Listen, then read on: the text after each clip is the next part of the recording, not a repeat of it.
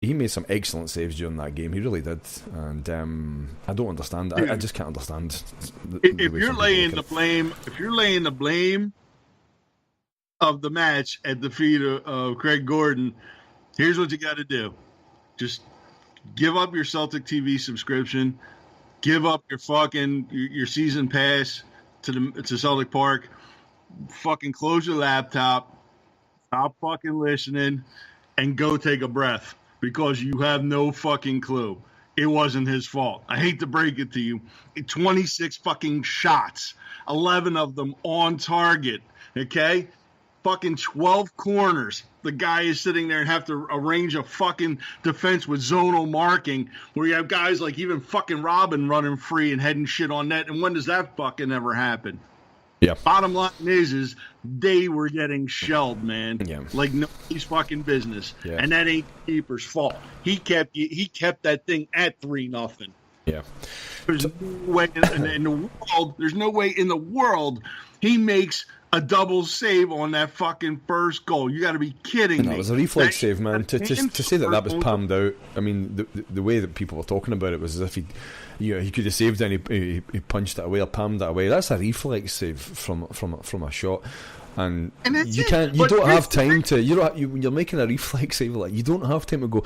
Oh, I'll make this reflex save and I'll just I'll direct it towards my left back so that he can. No, you're trying to keep it out. That's it. And then wherever it goes after that is just that's that's the laws of physics. I don't understand. This is Celtic playing in the Champions League, playing away to Bayern Munich, who have a host of stars now. PSG are on a different level. PSG are on even another level up from Bayern, as we've seen, right? The amount of money they've got, and the way that they play, and the way that they've been drilled. But you're talking about Bayern Munich. I mean, these guys are in the Bundesliga. And we saw Paul Lambert. There was a bit. He's been in the media recently and talking about how they work in Germany, how they coach in Germany, how they. I remember hearing an interview a few years ago with a couple of players that played over in the Bundesliga, and they were saying that the way that they work with kids in Germany in the Bundesliga, they are so strict about diet, they're so strict about training and coaching. It's completely different from how it works in Scotland. These guys have been training and with this German philosophy of football since they were kids, 10, 11, 12, in their teens, working hard every day at a completely different level. So by the time they get to a professional level, they're operating in another sphere. And for us to go over there, for certain people to go over there and get critical of Brendan Rodgers and Celtic for a 3-0 scoreline, for me is just I just don't understand it now. We're all entitled to our opinions. That's fine. How did Arsenal do 8 months ago over 2 legs with them? What exactly. Was it 10 fucking 1, 10-2? And give me a fucking break. We're on a 10th of the budget of Arsenal, and you just saw a 3-0 match. You had a goal pulled back. You almost had a second goal in the match, and your keeper was fucking shelled for 26 shots on the fucking net. Get a grip, man. Yeah. Watch the fucking game with some level of sentient fucking clarity, because you don't know what the fuck you're talking about if you think the goddamn goalkeeper was at fucking fault. Learn the fucking game. Watch the game and understand it, because if you've been going since you're a kid to the football, you obviously hadn't had a fucking clue in a long time if you thought the keeper was the fucking fault. So fire both Your guns, mate. keeper was Fire the one both that barrels. kept you in the goddamn game. Or like I said, Psychos. I'll give you my version of that, one, which is, but we're all entitled to our opinion as Celtic supporters. We're not entitled to our opinion. It's an It's open gotta be forum here, fucking boys. Or you could go with intelligently Yahmpy's.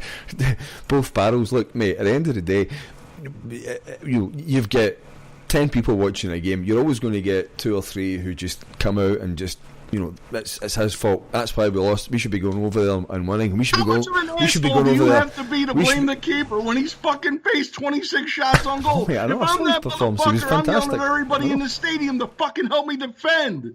I'm with you, mate.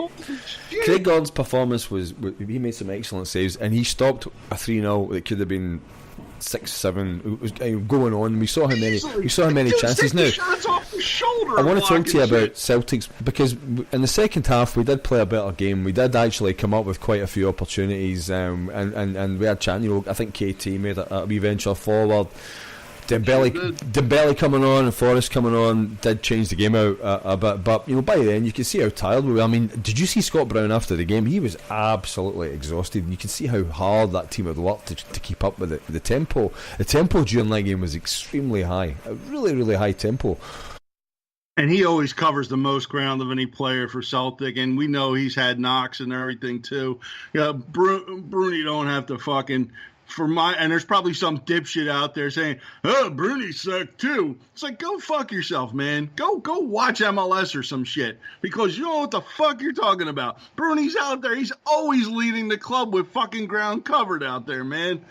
Jesus Christ. So we look at this defeat, we look at the criticism we're getting now. I mean, again, we talk about if we'd had an established central defender, if we had gone out and signed a, let's inverted commas, big name in central defence, would it really have made a difference? No, it wouldn't have. As you said, no. Arsenal went there and get their arses handed to them. We've had other teams this year, Porto get bent over, Dinamo Zagreb. We've had so many teams going over there. This is one of the iconic stadiums in the world with one of the strongest teams in the world, and I find that I don't understand. I just don't understand some of the criticism that people throw about. We have got to now focus on Anderlecht at home. We've got to beat them convincingly, and we've got to try and do something against Bayern. Okay, I'm not saying we have to beat them 3-0 at home, but certainly let's give them a fright. Let's put a really good performance in, a performance that gets the fans on their feet and says, okay, well, we didn't get the full 3 points, but who knows, man? We might get the team in a good position in terms of getting the back line back to where it is. And yes, we can talk about who we should have signed and how the central defence is sitting, but that's what we've got to focus on. Let's move past this. This is the reality of playing in the Champions League. That's what happens. And for people to get, oh my god, I can't believe this, and look at the performance. I saw a Celtic team trying to work hard, and yes, they did the best they could, yes, man. Jesus exactly, God, exactly, Bayern Munich. Exactly. Hey, Yahmpy, give me 1 second, mate. My back teeth are floating. I will need to pause this. Give me one. I'll do the edit in a minute. Hold on, mate. Yeah. So anyway, yes. I'm watching it. I'm taking. I got a little bit of the video up, and I'm watching that first goal on the Mueller goal, and you're sitting there watching. They have 6 guys around or in the box, in our box, and you have guys just sitting there, and it's like Bayern are so awesome at picking out the runners and stuff for like crosses into the box and everything. Lewandowski just puts his hand up a little bit and boom, he's right between the gap between friggin' Lustig and Gamboa. And it's like while Gamboa is sitting there trying to flag for an offside, Lewandowski's already in there playing for the fucking ball. Yeah. Dude, that header was so perfectly placed, man. Like I have no friggin' idea how Gordon made that save. He was fully extended out to the post with his left hand and got it. That is one of the most difficult saves. The ball down towards the ground and right tight to the post. Exactly. Lewandowski's already celebrating, man. He thinks he's got a goal. I know. But you look at it, and what happens? Not only are they good at picking out runners going into the box, they're also very good at following up shots too. And Tierney's kind of standing there watching behind Mueller, and that's where he's got Gordon at his mercy, and that's a goal. That's classic Bayern football, man. They will kill you sending guys through, and they will kill you with guys looking for the rebounds, man. And that's how they just pick people apart. You're absolutely right. And you make a point here of the ball going through Lustig and Gamboa, and now you're looking at a right black. Right. I've been living in New Zealand too long, really saying All Blacks. The All Blacks. Yeah, you've got a right back who is sitting in central defence, and you've got a guy in his position, Gamboa, who has hardly seen game time and has hardly seen any games at a high European level. So, you've got people criticising Celtic's defensive performance. This works on so many levels because you can be right on so many levels. You can say, yes, we didn't play well, right? And yeah, absolutely. There were large parts of that game where we were just not the side that we've seen, right? I believe we could have played a lot better. I just want to say that. I'm not sitting here making excuses and saying, oh, it's the Champions League, oh, it's Bayern Munich, we're always going to get pumped. No, not at all. Absolutely. I saw some poor play from Celtic in that game, absolutely. But I also saw us working very, very hard, and I saw certain players playing out of their skin. But you've got two guys out of position in central defence, and why are they there? They're there because we're short. Why are we short? Right, injuries. And we've got Simonovic, who is injury prone. We've got Boya, who's just come back and is still, I mean, he's a good player, he's a solid player, but he's still getting, you know, how many games has he played regularly since he's come back? I don't know how many, 6 or 7 or something like that, you know, back to back, whatever. So we don't have a settled defence. So that's, you know, one reason, injuries. The second reason is, yes, you and I are of similar opinion as many others are, that the club could have signed another central defender, or should have signed another central defender in the transfer window. And if that was the case, then we wouldn't have Lustig filling in, or we wouldn't have Gamboa in that position, and we could save him for league matches or cup matches and rest him up for games that maybe aren't so difficult for him. So it works on different levels, and there's no one reason for this happening. It works on different levels. It works on the fact that you're playing away against Bayern, right? It works on the other level, which is, yes, you've got injuries, and yes, you could have signed somebody, and yes, there were some subpar performances. So there's lots of reasons for this, and I always get frustrated when I see people try to put it on one thing. That's why. It's that reason there. That's why. And it's like, well, it is, but there's lots of reasons for this. It's, you know what I mean? It's never not well thought out logic at all. I mean, when you sit there and try to, you know, again, yes, Gamboa looked like shit for the first half anyway. Second half, he kind of picked it up a little bit, man. And people won't be like, oh, Gordon didn't do this or KT didn't do that. You got pulled apart by a great fucking club. Sinclair, people hammering Sinclair. Oh, man, he didn't do shit. He was invisible. The fucking dude's running up and down the pitch defending on that second goal. He's almost fucking gassed because he's got to come all the way back, and there's 3 guys waiting to head a ball.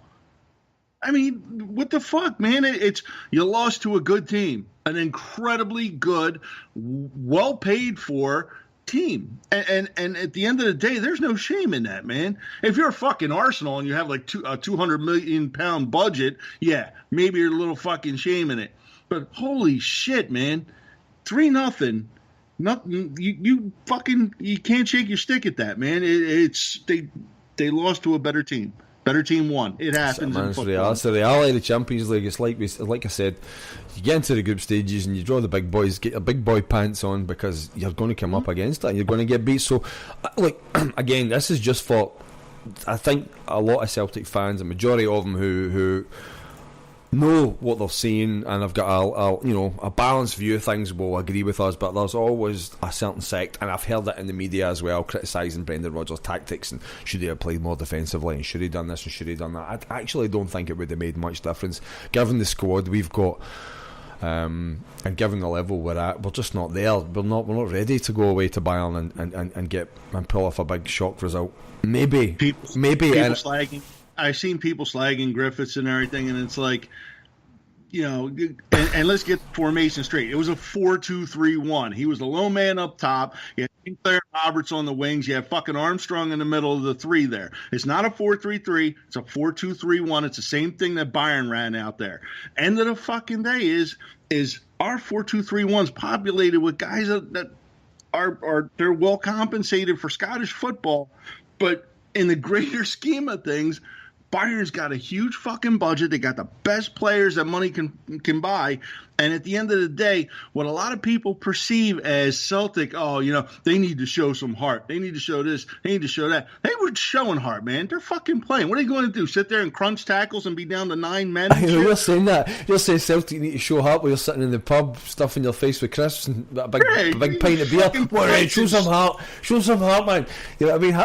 It's like, well, you'd be running out of breath, running for the bus, mate. You know what I mean? You're on your 6th pint and you're going, put some fight in, Celtic. It's like, look, these guys are playing a lot. These guys are playing a lot of football. They're playing a lot of football, and we'll come up to the game that we've got next, and the fixtures that were given by the idiots who run the game. But you know, you made. I wanted to go back to Sinclair. Someone was criticising. I saw Sinclair.